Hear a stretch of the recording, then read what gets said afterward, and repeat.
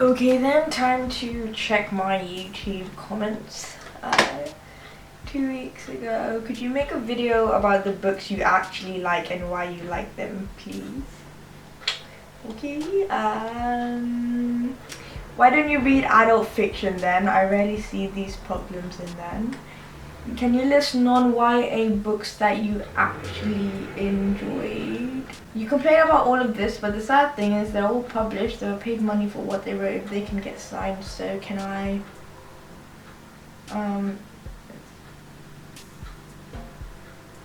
Okay. I think I've been a bit too negative on my channel recently.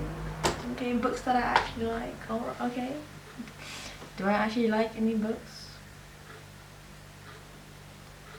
I didn't upload last week because I thought I'd be able to get my fire rap mixtape out last week, but it's taking longer than expected, so expect pure embarrassment coming into your subscription feed soon. It's not actually lit, it's more quenched, and I'm just gonna be honest with you, for someone who's vaguely part of the booktube community, man barely ever reads. My channel name used to be Divya Reads. Like, no, that's just false advertisement. Getting the actual basics out of the way first, obviously we have Harry Potter and the Hunger Games. Go figure. Harry Potter because it's bloody Harry Potter, innit? When I first read the Hunger Games, I really liked it because to me it spoke of strength, of survival and sacrifice. It mirrors aspects of our culture and the dangers of sort of material consumerism and commodity culture. So you have the extravagant, indulgent behavior of the capital citizens who watch sort of like the sadistic death of teenagers and they view it as mindless entertainment. They're vomiting in order to eat more food. Meanwhile, you have sort of these extreme pockets of poverty and deprivation, and it's kind of like the world that we live in today. I also like how it's dystopian, so you do have your typical 16-year-old is like, it's the face of the rebellion, woo, line thing going on.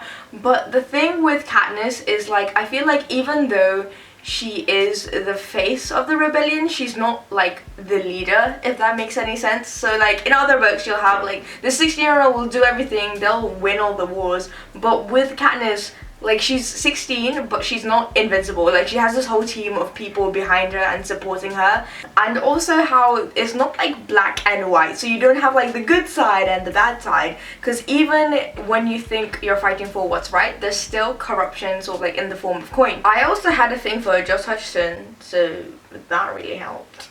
So at the time of reading it, I really liked the Angel Fall series. Like, okay, it's a dystopian, so you have your standard, oh my god, 16-year-old with pathetic, useless parents need to like help her sister shit storyline, and there's like a crumbling world and whatever. One day we have the girl Penryn and her sister gets snatched faster than the bloody Kylie Jenner lip kits when they restock, because boy. So obviously Penryn's gotta go and save her sorry ass, and she does this with the help of a hot angel. And it sounds typical, and it is a little bit typical, but it's creepy. But it's like, if you need something fast and just like funny and just action-packed, it's just, this series is, I mean, like it's good. It's like, I like it.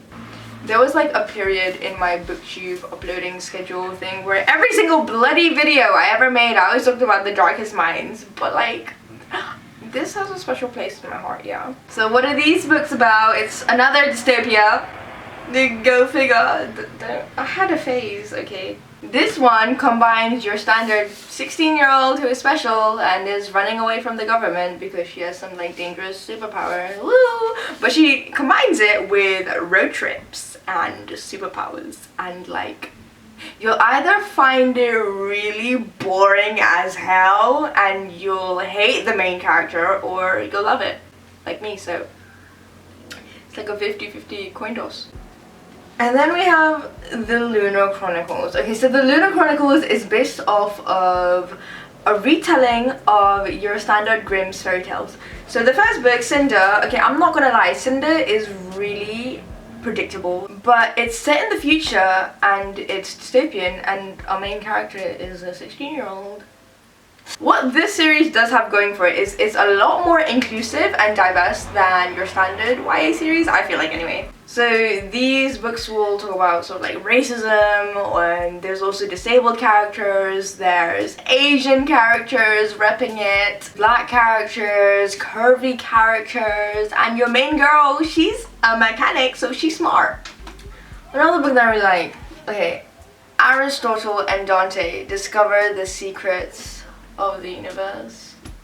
Guys, this book challenges stereotypes surrounding Hispanic culture and literature and education and the role of parents, especially father figures, in sort of boys' lives. Science delicately and authentically explores the confusing mess of adolescence and identities, class, culture, sexuality, and relationships, and it's just so raw and it's just beautiful. And like, one of my favorite quotes comes from this book. If you want like a video of like me just talking about some of the quotes that I think are like the bomb.com, let me know. Everyone I meet, I tell them to read The Book Thief by Marcus Zusak. Lisa might be out here stealing books, but she also stole my heart.